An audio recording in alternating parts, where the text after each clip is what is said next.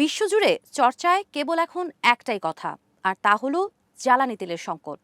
এ সমস্যা এখন শুধু জাতীয়ভাবেই না, এটি কিন্তু বৈশ্বিক পরিস্থিতির কারণে সৃষ্ট এক ভয়াবহ সংকট। ইরান, ইসরায়েল, যুক্তরাষ্ট্র এই তিন দেশের যুদ্ধের কারণে ইরান হরমুজ প্রণালী বন্ধ করে দেয়, যা দিয়ে বিশ্বের সিংহভাগ তেলই কিন্তু আমদানি হয়ে বিভিন্ন দেশে যায়। ভাবুন তো, বিশ্বের সবচেয়ে গুরুত্বপূর্ণ জ্বালানি পথগুলোর একটি হঠাৎ করেই অচল হয়ে গেছে। হরমুজ প্রণালী কার্যত বন্ধ হয়ে যাওয়ায় ঠিক এমন পরিস্থিতির মুখেই এখন বিশ্ব। ইরান, ইসরায়েল ও যুক্তরাষ্ট্র এর চলমান সংঘাতের প্রভাবে গত এক মাসে জ্বালানির দাম বেড়েছে, সরবরাহ ব্যাহত হচ্ছে।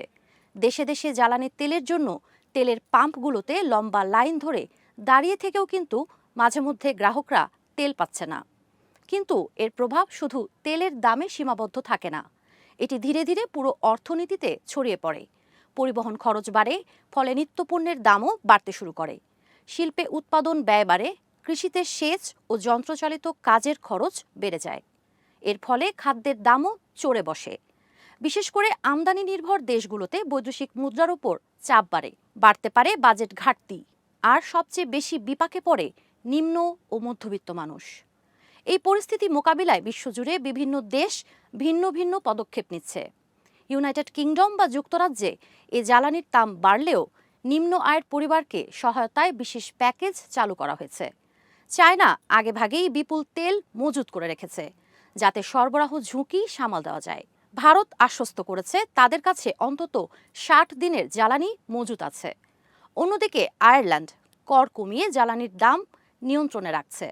আর অস্ট্রেলিয়া মানুষকে গণপরিবহনে উৎসাহ দিতে ভাড়া মওকুফ করেছে। আমরা দেখছি মিশরে রাতের পর দোকানপাট বন্ধ রাখা ও বিদ্যুৎ সাশ্রয়ের মতো কঠোর পদক্ষেপ নিয়েছে। এদিকে ফিলিপাইন্স জরুরি অবস্থা ঘোষণা করেছে। শ্রীলঙ্কা জ্বালানি রেশনিং চালু করেছে।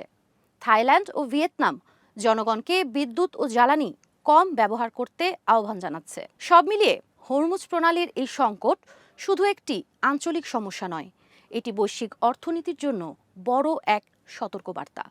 কারণ জ্বালানির এই চাপ শেষ পর্যন্ত গিয়ে সাধারণ মানুষের জীবনযাত্রাকেই সবচেয়ে বেশি কঠিন করে তোলে।